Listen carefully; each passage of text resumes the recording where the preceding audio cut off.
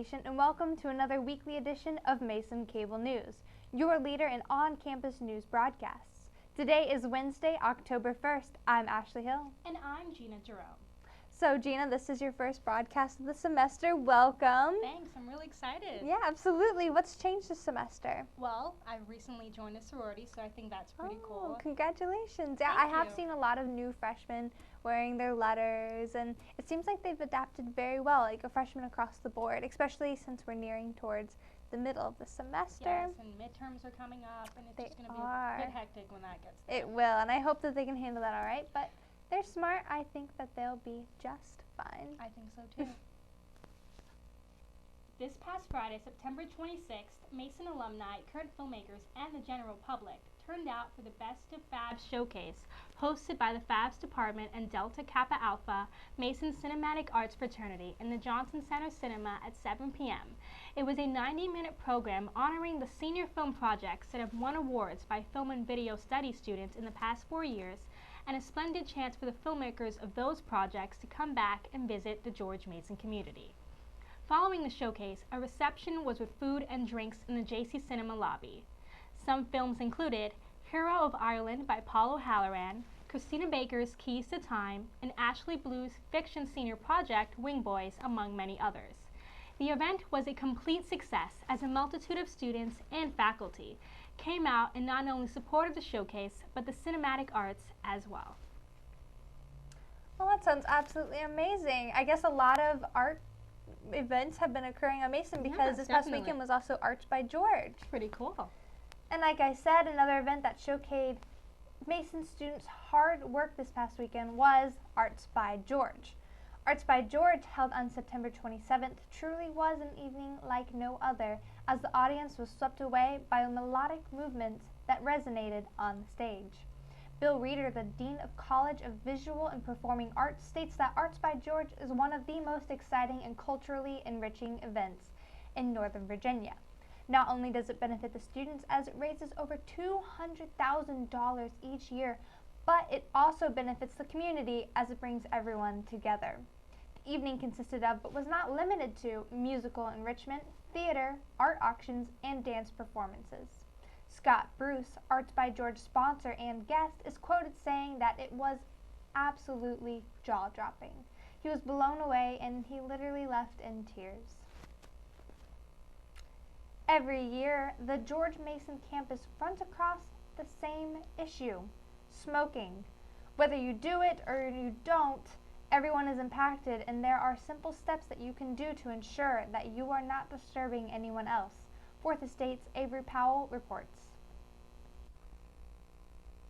As students head back to class and foot traffic increases on campus, smoking outside of buildings remains a concern for students and the university. Earlier this year, Mason revised its smoke-free environment policy to make sure it was up to date. Policy recommendations are given by a committee of several offices and departments, including Human Resources, Facilities, and Student Government. The policy was revised in February to make sure it was in compliance with state law, including Executive Order 41 and the Virginia Clean Indoor Air Act.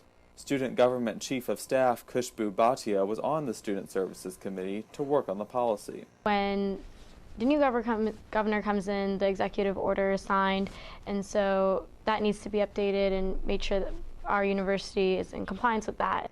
People must remain 25 feet from building entrances, including parking decks, while smoking. However, there is still a concern as to whether the policy is being enforced. Student Body Vice President Delon Wickrama says that it is still in progress. There was no enforcement clause. From what my understanding was, there was no enforcement clause. But the first step that they wanted to accomplish was actually imposing the 25-foot rule, setting some regulations, and take the next steps to figure out what would be the best way to enforce it. Signs like these are spread out around campus, but sometimes the policy isn't followed. Human Resources and Payroll says that they don't want smokers to feel pushed away, but for everyone to be courteous of one another, including non-smokers.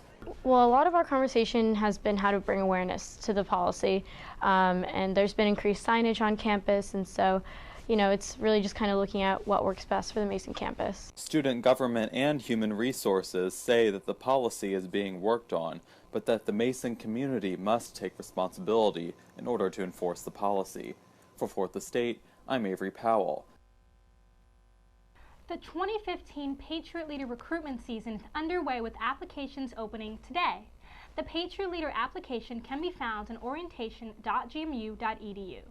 Patriot Leaders work for the Orientation of Family Programs and Services Office and begin training in February.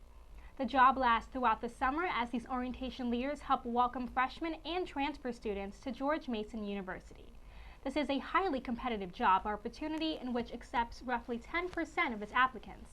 The deadline to submit an application for Patriot Leader is November 28th by 5 p.m. Best of luck to all who participate. This year, George Mason University was selected to participate in the Outdoor Nation Challenge. What is the Outdoor Nation Challenge? Our own Ashley Wimpy discussed the challenge with Dustin Yates, the Outdoor Challenge Student Coordinator. I'm Dustin Yates. I am the student coordinator for the Outdoor Challenge. So the Outdoor Nation Challenge just started this past weekend, the 27th of September. Is put on by an organization called Outdoor Nation. We were chosen as part of 10 schools to be part of this challenge to see who the most outdoorsy school is in the country. So how do we do this? We do this by signing up on this website. The website is oncampuschallenge.org. All one word, all lowercase. If you go there, it's really easy to sign up. You create an account. If you have a Facebook, when you go to the site, there's this big blue button that says Join with Facebook. You click that, you select George Mason, and you select Student, and you're good to go. We have some really great opportunities set up through our new Outdoor Adventures program. We are planning trips on the weekends where we have some free trips and some trips you have to pay a little bit for, but are really awesome. Like we got some whitewater rafting trips, kayaking trips, rock climbing, hiking, backpacking, camping. It's going to be a great semester of weather trips. Do you make sure you're entered into a drawing? Is that you got to take your selfie of you doing the event and then post it to the site with your account and just say, I did this event, and you're good to go. Now, what kind of events can you do besides the trips that we have planned? You can do anything by yourself as long as you're outside, not a traditional team sport, and it's 30 minutes. So if you come out and walk around campus for 30 minutes, take your selfie, upload it, we get 10 points, and you're in for a drawing. Remember, every activity helps, and you could win some great prizes courtesy of Mason Recreation. The new residence hall on George Mason's campus, Taylor Hall, was supposed to be open at the beginning of this fall semester. However, due to some delays in construction, the residence hall has not been completed and is not expected to do so until possibly next semester. Taylor Hall was intended to house all of the Honors College students as well as the living learning communities. Because of the delay, students have now been packed into commons and in some instances forced triples and quads. Earlier this week, one of our reporters, Savannah Berman, and myself went out to find the opinions of students affected by the construction delay. So Arlene, how are you liking your situation living in the Commons? I like living in the Commons. It's close by to Southside, which is a 24-hour dining facility, and close to almost all my classes, so I've enjoyed it. I actually like it a lot. Taylor Hall is in President's Park, which is kind of far away from the center of campus, and the Commons are right next to Southside and Skyline, so it's actually really easy for me to get. Has Taylor Hall affected you in any way as an upperclassman?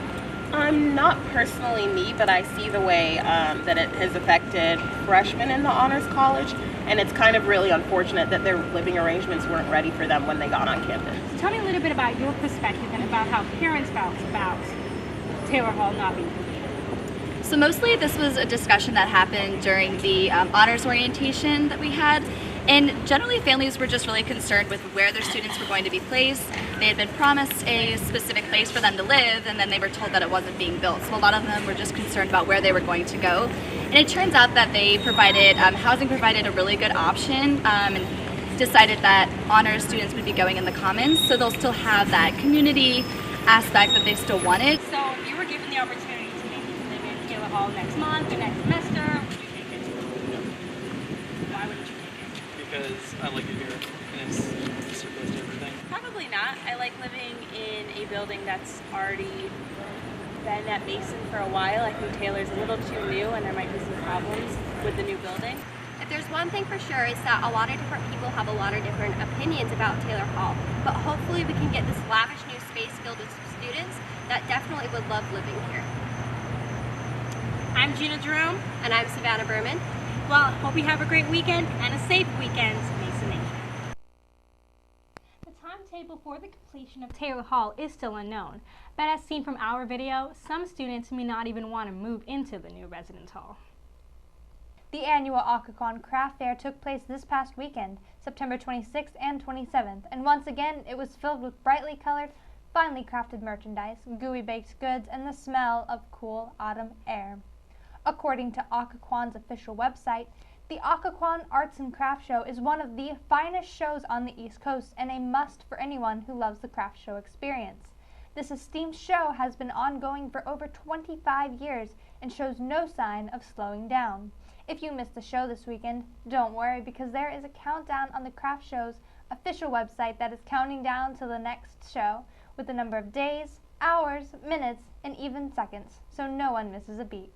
If you're looking for more activities to do off campus, like the Arts and Crafts Show, there is a farmers market in Fairfax every Saturday and Sunday, free for anyone to enjoy.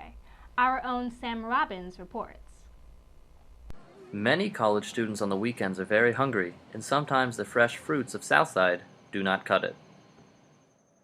The Fairfax Farmers Market is a great place to go if you're looking for fresh fruits and vegetables. They sell fruits and vegetables. There are some craft vendors. I can get eggs and locally raised meats without pesticides and hormones. Located next to the Fairfax County Courthouse, the Farmers Market is open Saturday 8 to 1 and Sunday 10 to 2.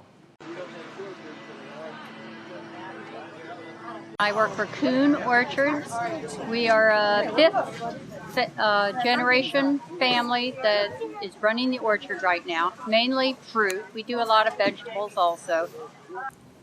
The market also offers a wide variety of items, including kettle corn, jewelry, and even chocolates. I like the farmers market because it's convenient and it's a great place to buy fresh fruit and vegetables. And it's so seasonal. I'm starting to see all the pumpkins and fall stuff now, apples, so it's great. The farmers market to me is a place where I can come and get local food on a weekly basis, and it's very close to my house. From the Farmers Market, this is Sam Robbins, Mason Cable News. Again, the Farmers Market is next to the Fairfax County Courthouse. It will be running every Saturday and Sunday until November 1st. Now we're going to send you into a commercial break, but when we come back, we will introduce you to our own weatherman, Nick Stasiak, and give you his 7-day forecast as well as the sports report with Sydney Peterson. Stay tuned. You're listening live to Improv for Mason here on WGMU Radio, heard WGMUradio.com. You know, it wasn't my idea. Today's show with our special guest interview for this team in the new conference. Welcome to a special edition of the It's First been a great transition for me personally. I love Mason. The very talented David Keckner. I'm great. How are you doing? Reed, Jonah, it was a pleasure having you on the show today. Thanks, dude. I'm Ben Simpson. On the phone today, we have Drew McGarry, successful author, writer. You're listening to WGMU Radio on WGMUradio.com. For tonight, we're going to see some partly cloudy skies and a low of around 60. So, on to tomorrow. If you're going to the big UVA and GMU game, we have a forecast here for you. So, if you're going to the game, I would bring an umbrella, definitely have a light jacket on. Going to be around 70 degrees, mostly cloudy skies, but do look for some rain moving in. So, and we might even have some thunderstorms firing up a little after 8 p.m., so definitely keep an eye on those clouds. And now we're going to take a look at our 7-day forecast. So for today, we should have clouds moving out of the area. Friday, a strong cold front's going to be coming through, but that will bring cooler and drier conditions in for the weekend, so definitely want to have a jacket out there for the weekend. And into next week, we might have some rain in the beginning of next week, and then we'll see some more high pressure and some clearer skies. I'm Nick Stasiak with your weather, and now we're going to sports. Hello, and welcome to the Mason Cable News Sports Report, and I'm your host, Sydney Peterson. The men's soccer team had an outstanding weekend as they defeated UMBC on Saturday with the score of 3-0. This win means that Mason has continued their unbeaten home streak as they have won 13 straight home games dating back to October of 2012. Yesterday, the team traveled in Annapolis for their game against Navy and ended with a tie of 1-1.